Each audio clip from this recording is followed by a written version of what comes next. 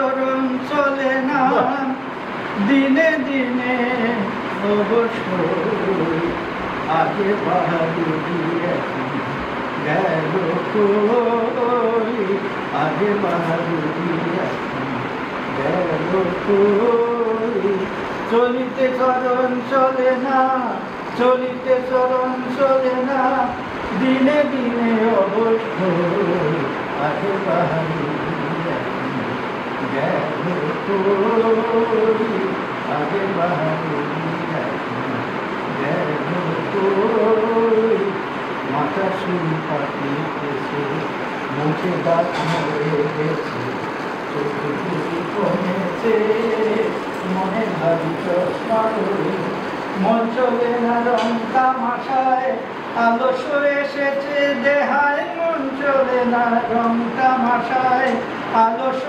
এসেছে দেহায় কথা বলতে ভুল পড়ে যায় মধ্যে মধ্যে আটক আগে বাহাদুরি গেল কই আগে বাহাদুরি গেল কই কবিতে শিখে ছেড়ে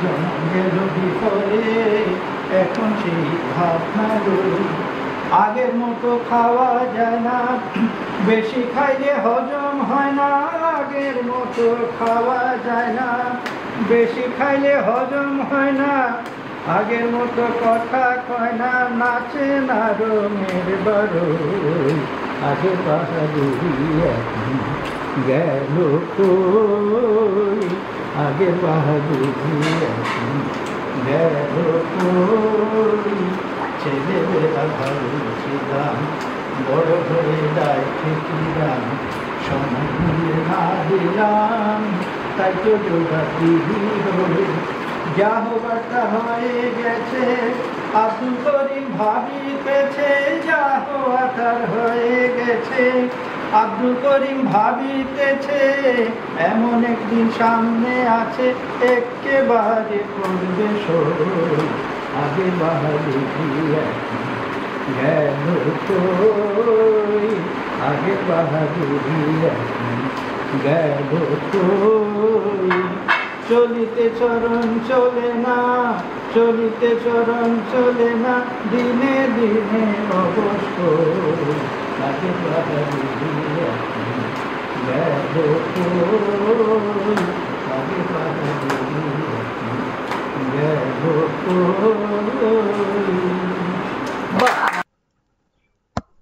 অনল যে গানটা গাইল সেটা আমাদের বয়সের সঙ্গে একেবারে মানানসই। যা বলেছে আমাদের শারীরিক অবস্থা ঠিক সেই রকম। এই তো কিছুদিন আগে আমাদের বাড়ির সামনে দাঁড়িয়েছিলাম, আমাদের পাড়ার কয়েকটা ছেলে এসে জিজ্ঞেস করলো, জেঠু কেমন আছেন? আমি ভাইপো বলতে গিয়েও থেমে গেলাম। এখন জেঠু, কাকু, ভাইপো, পিসি এগুলোর ওপর সব কপিরাইট নেওয়া আছে, যেখানে সেখানে ব্যবহার করা চলবে না। আমি ওদের বললাম এসব না বলে দাদু বলে ডাকো। ওরা বলল যে দাদু, শুনেছি কম বয়সে আপনি নাকি রুস্তম ছিলেন, রেসের মাঠে রেগুলার আনাগোনা ছিল। আমি বললাম সে সব ছেড়ে দিয়েছি ভাই, সবই ইচ্ছে শক্তি থাকলে সব কিছু ছাড়া যায়।